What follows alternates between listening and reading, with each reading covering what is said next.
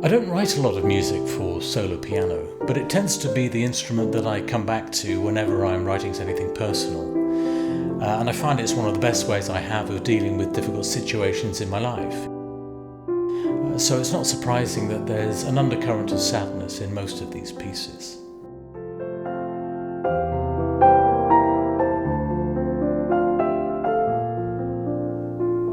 My first instrument was a Rosedale chord organ. I must have been about 5, and I'd sit and play this thing for hours. It started a lifelong love of electronic keyboards and music. I grew up during the heyday of synthesizers, and during that time I played a succession of iconic instruments, and I was writing scores for theatre productions and short films, and playing keyboards in bands. It was a really great time.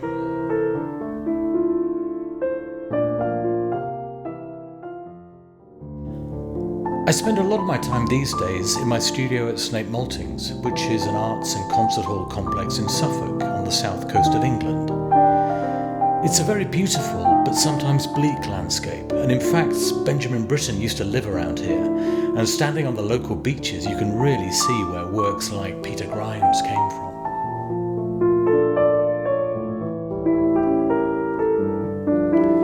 But I love it down here. I love the forests, the sea, and one of my favourite things to do is to take a canoe out onto the estuary. You can paddle for miles without seeing anyone, and it's so special to find such peace and solitude in the overcrowded south of England.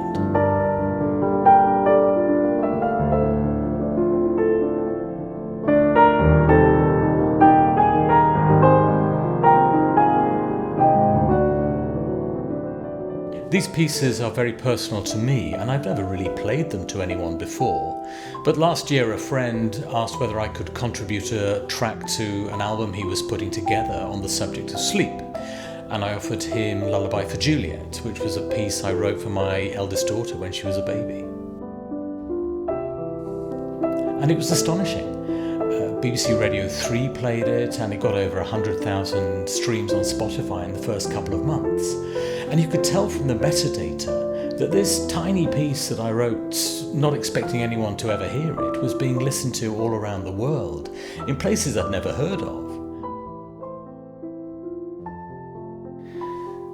On the back of that, I was asked to record an album, and In Some Other Room is the result.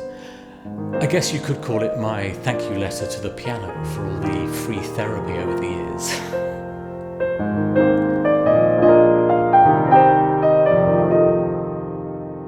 The pieces on this album date from the 1990s through to the present day, and it's been a wonderful journey rediscovering them and the memories they hold and bringing them back out into the light. And I'm really grateful to those people who inspired them in the first place and everyone who helped this project along the way.